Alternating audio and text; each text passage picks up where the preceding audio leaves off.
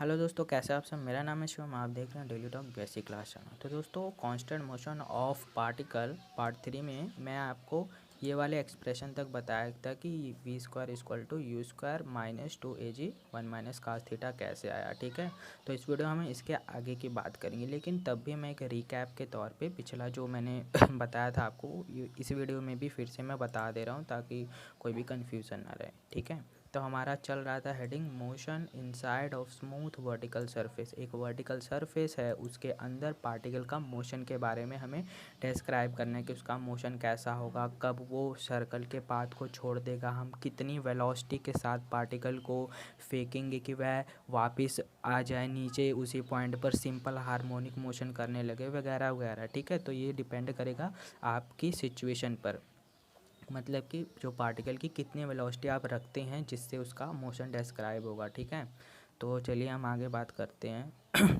A particle is projected from the lowest point.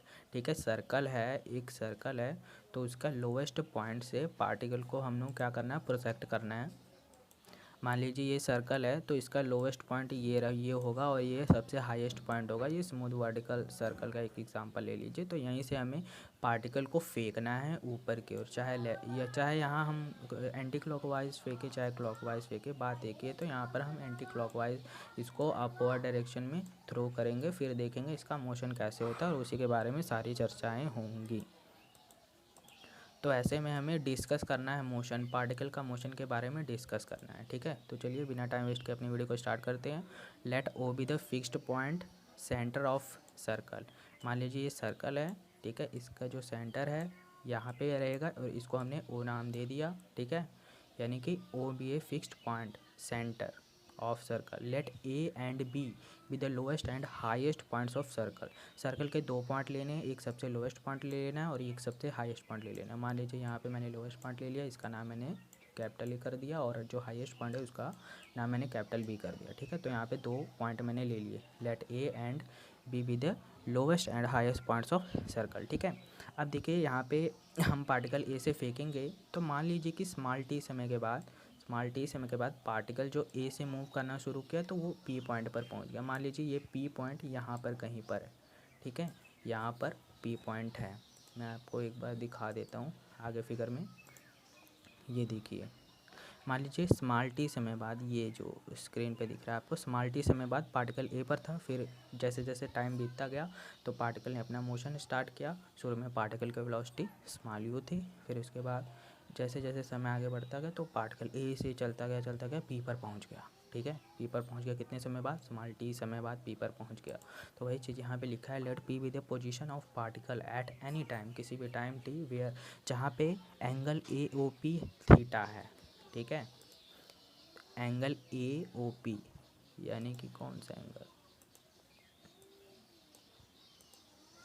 ये वाला angle ना, ए ओ पी। अरे यार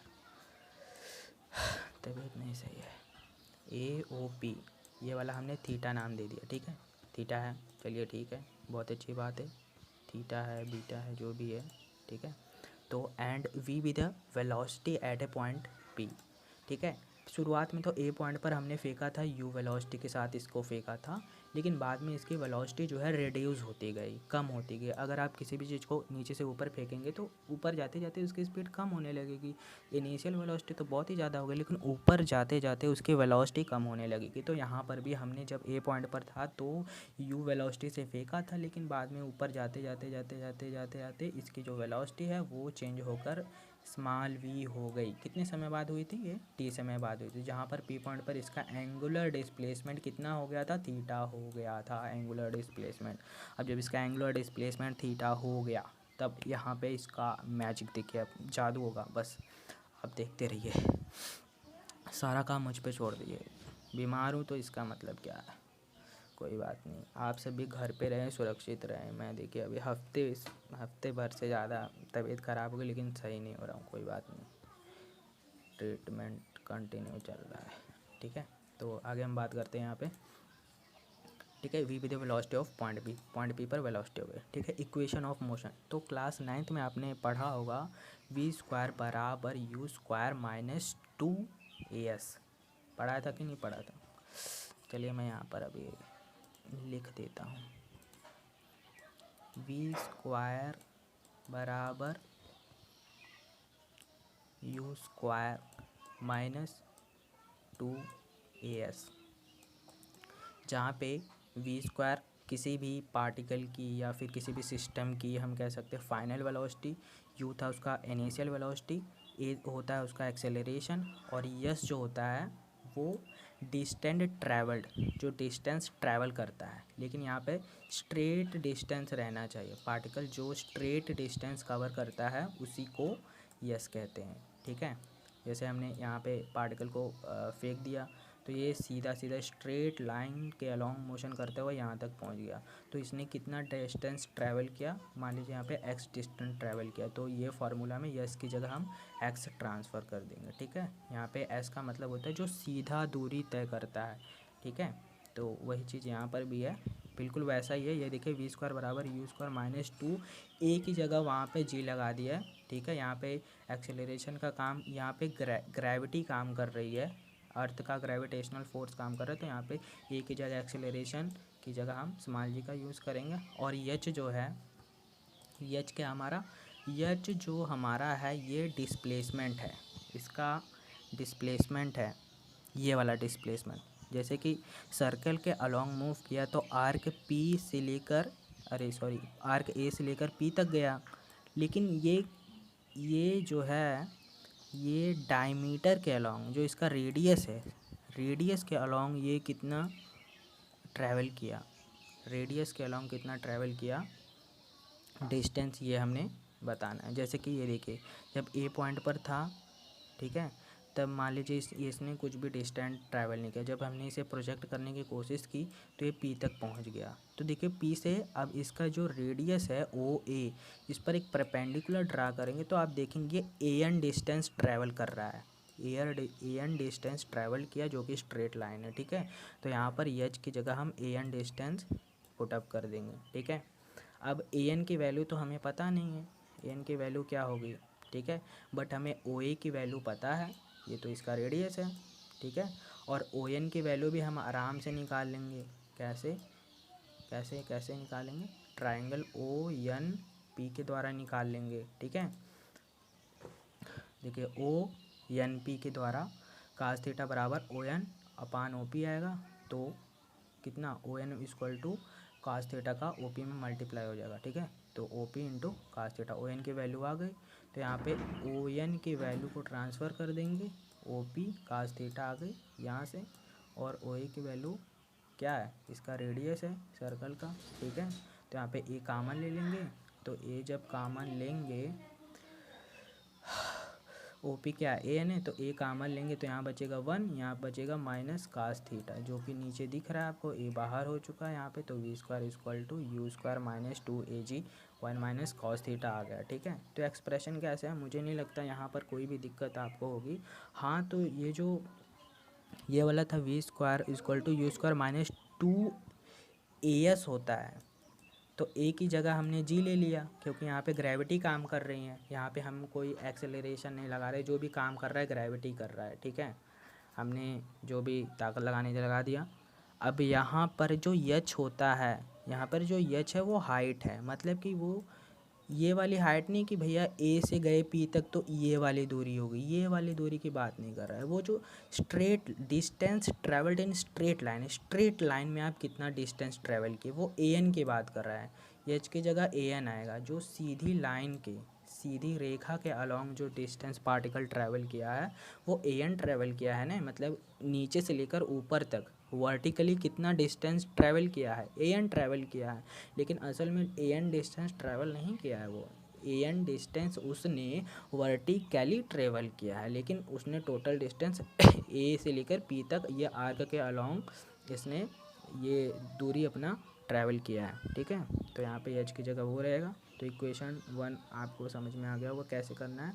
और यहाँ पर जो ट्रायंगल निकाला है तो ये तो आप जानते होंगे, O N equal cos theta बराबर कितना होता है आधार बट्टे कर्ण होता है। तो यहाँ पे आधार क्या है, ये त्रिभुज में ओ एन पी में आधार क्या है, ये जो थीटा के साथ लगा होता है ये आधार होता है, यानी कि ओ एन है यहाँ पे आधार, ओ एन है यहाँ पे आधार, तो कास थीटा बराबर होता है आधार बट्टे कर्ण, आधार बट्टे कर्ण होता है, ठीक है। तो यहाँ पे आधार क्या है, ओ एन है, और कर्ण क्या है, ओ पी है, ओ पी। तो ओ एन अपान ओ पी यहाँ पे दिख रहा है, ओ एन अपान ओ पी। सब समझ में आना चाहिए आप सबको, ठीक है।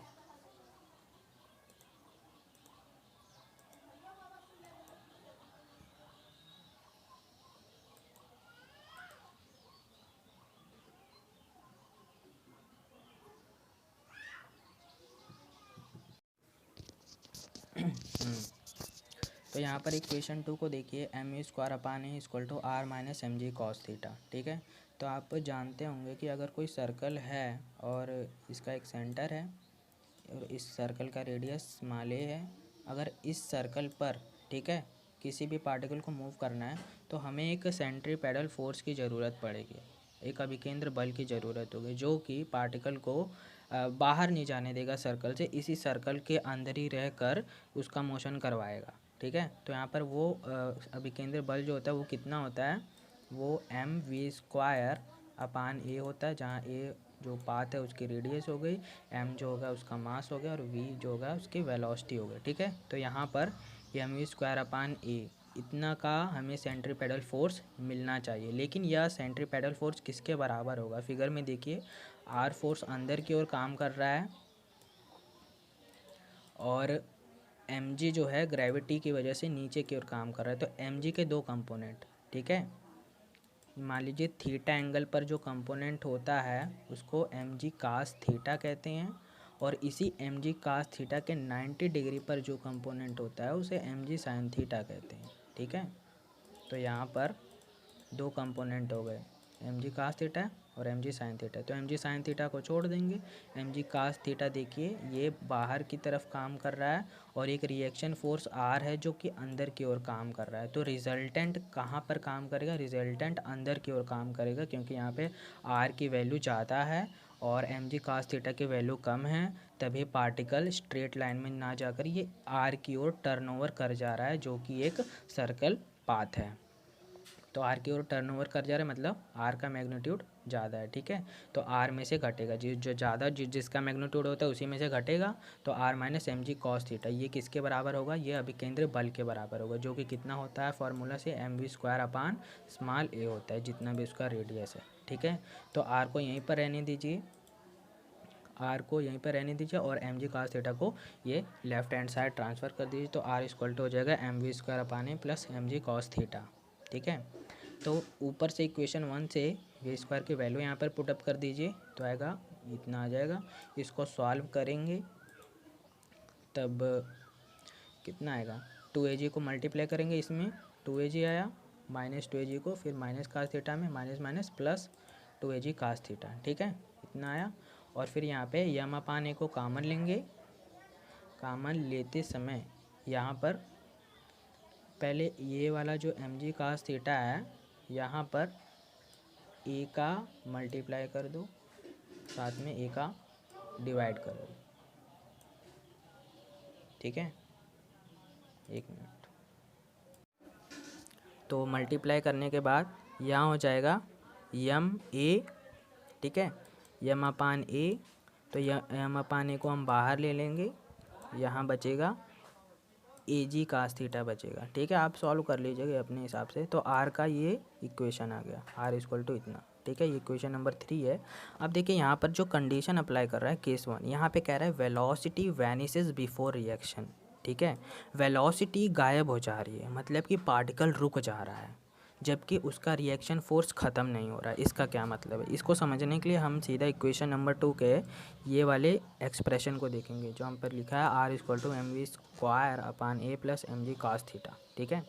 यहाँ पर अगर मैं इसका वेलोसिटी 0 कर दे रहा हूँ, ठीक है, वेलोसिटी मैंने वी इक्वल टू 0 कर दिया, ठीक है, ये 0 कर दिया तो पूरा ये टर्म 0 हो जाएगा।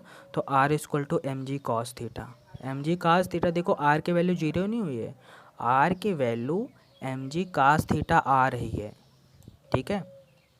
तो बात यह है कि आर की वैल्यू 0 कब होगी, कब रिएक्शन फोर्स ख़त्म होगा? रिएक्शन फोर्स क्या वेलोसिटी के पहले नहीं ख़त्म हो सकता है? थोड़ी कन्फ्यूज़न नहीं, सीधा ये एक क्वेश्चन का बस आंसर दे दीजिए कि आर की वैल्यू यानी रिएक्शन फोर्स वैनिश कब होगा, यानी रिएक्शन फोर्स की वैल्यू जीरो कब होगी, बस ये।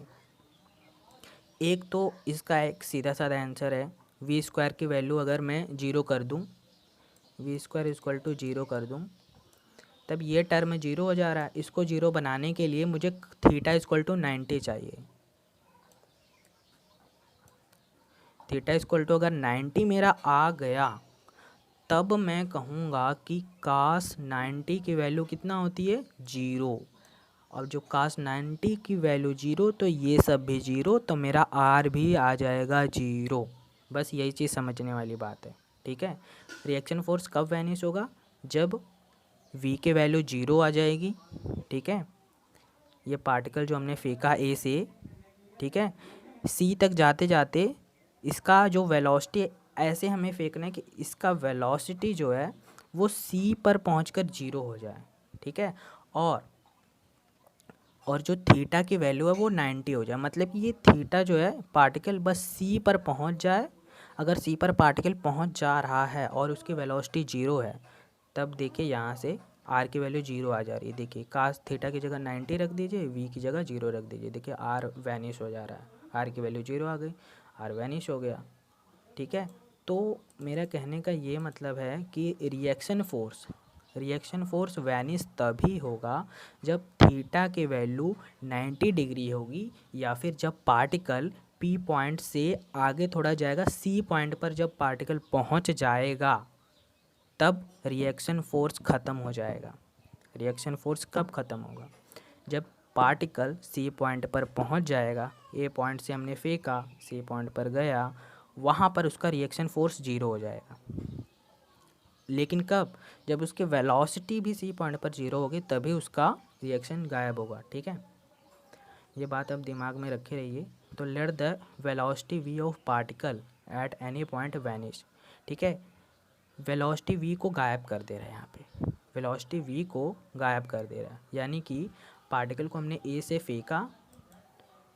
फेंका पार्टिकल को, और सी से पहले ही कहीं इसकी वेलोसिटी ख़त्म हो जा रही, मतलब सी तक पहुंचा भी नहीं और उसके सी से पहुंचने तक, ठीक है, उससे पहले इसकी वेलोसिटी कहीं पी पॉइंट पर मान लो रुक गया। ज़्यादा ने पावर नहीं लगाया, धीरे से फेंका, मस्त होके फेंका, कोरोना का टाइम चल रहा है, मस्त होके फेंका, तो सी तक हमारी औकात ही नहीं थी कि हम सी तक फेंक पाएँ, तो हमने थोड़ा जान लगाया, तो फिर मतलब पी तक पहुंचा दिया। अब सी तक कौन पहुंचाएगा यार, इतना ज़्यादा ऊपर है सी, ठीक है। तो थोड़ा कम वेलोसिटी के साथ फेंका, तो पी तक गया, सी तक नहीं गया, और वहीं पे जाके रुक गया। हमने कहा वो देखो सी तक गया ही नहीं यार, हमने सी तक फेंकना था, ठीक है। तब ठीक है, जीरो हो जा रहा है। तो फ्रॉम इक्वेशन वन से वी स्क्वायर को वैल्यू जीरो कर दो, तब यहाँ से कास थीटा की वैल्यू निकालो, तो 1 माइनस कास थीटा कितना हो जाएगा, इतना हो जाएगा। तो कास थीटा की वैल्यू आ जाएगी, इतनी आएगी, 1 माइनस यू स्क्वायर अपान 2 ये कास थीटा की वैल्यू आई है। लेकिन अगर आर को मैं वैनिश कर दे रहा हूँ, तब कास थीटा की वैल्यू कितनी आती है? आर को भी मैं वैनिश कर रहा हूँ, एक मिनट, इक्वेशन 2 से आर को भी वैनिश कर दिया, आर की जगह जीरो कर दिया यहाँ पे, ठीक है। जब आर की जगह यहाँ पे जीरो, यहाँ पे नहीं, यहाँ पे इक्वेशन 3, आर की जगह यहाँ पे जीरो कर दिया, तो वहाँ पे कास थीटा की वैल्यू आ रही है, इतनी आ रही है 1/3 2 माइनस यू स्क्वायर अपान ए जी। ये कैसे आई आप खुद कैलकुलेशन कर सकते हैं, ठीक है, ये मुझे बताने का ज़रूरत नहीं है। तो हमारे पास इक्वेशन ए है, इक्वेशन बी है, ठीक है। मैंने आपसे एक चीज़ कहा था, रिएक्शन फोर्स तभी जीरो होगा जब थीटा इक्वल टू 90 होगा, और थीटा इक्वल टू 90 तभी होगा जब पार्टिकल सी पॉइंट पर पहुंचेगा। अगर पार्टिकल सी पर नहीं पहुंचा, तब रिएक्शन फोर्स जाने वाला नहीं है। देख रहे हो, मैं झूठ बोल रहा हूँ, देख लो, R equal to M V square upon A plus M G cos theta. रखो यहाँ पे 90 से कम वैल्यू रखोगे तो ये जीरो होगा ही नहीं। जब थीटा इक्वल टू 90 रखोगे तभी ये जीरो होगा, और ये भी तभी जीरो होगा, तब जाके आर इक्वल टू जीरो होगा। ठीक है, तो ये बात ध्यान में रहे। सी तक जब पहुँचेगा तब अपने आप रिएक्शन फोर्स गायब हो जाएगा और उसकी वेलोसिटी भी वहाँ पे कुछ नहीं रहनी चाहिए उसकी वेलोसिटी। ये नहीं कि हमने तेज़ी से फेंक दिया सी पॉइंट को भी, अभी ये कंडीशन नहीं अप्लाई करना, अभी सी पॉइंट तक ही जाना है, उसके बाद का कंडीशन बाद में है, केस 2 में है, लेकिन अभी सी पॉइंट के बाद की बात नहीं करनी, सी पॉइंट तक की बात करनी। मतलब हमने पार्टिकल को ऐसे फेंका कि वो सी तक पहुँच गया और सी तक जाते जाते उसकी वेलोसिटी भी एकदम जीरो हो गई, उस कंडीशन की हमने बात कर रही हैं। अब देखिए यहाँ पर ध्यान से, ठीक है। According to this condition, angle theta is given by A must be less than angle theta given by B. जो B का एंगल है ये ज़्यादा होना चाहिए। पहले इसका सीधा सीधा मतलब देख, अकॉर्डिंग टू दिस कंडीशन, इस कंडीशन के हिसाब से एंगल थीटा A के द्वारा दिया गया एंगल कम होना चाहिए, मतलब कि B के द्वारा ये वाला थीटा ज़्यादा होना चाहिए। इसको मान लीजिए मैं थीटा वन बना देता हूँ, इसको थीटा 1 बना देता हूँ और इसको थीटा 2 बना देता हूँ, ठीक है। तो इसका कहने का मतलब थीटा 1 ज़्यादा होना चाहिए, ठीक है, थीटा 1 ज़्यादा होना चाहिए, थीटा 2 की वैल्यू कम होनी चाहिए। अब देखिए ऐसा क्यों कह रहा है ये देखिए, अगर मान ले पी पॉइंट पर कहीं रुक गया, पी पॉइंट पर रुक गया तो थीटा की वैल्यू यहाँ पे 90 से कम है, बिल्कुल 90 से कम है, लेकिन ये देखिए जब 90 से कम है तो वेलोसिटी इसकी गायब हो गई। मैंने ऐसे फेंका इसको, ए से गया पी पर रुक गया, जब पी पर रुका तो मैंने बोला सी पर तो अभी नहीं है, सी से नीचे है, तो यहाँ पर इसके पी पॉइंट पर इसकी सिर्फ वेलोसिटी गायब हुई है, इसका रिएक्शन फोर्स अभी भी है,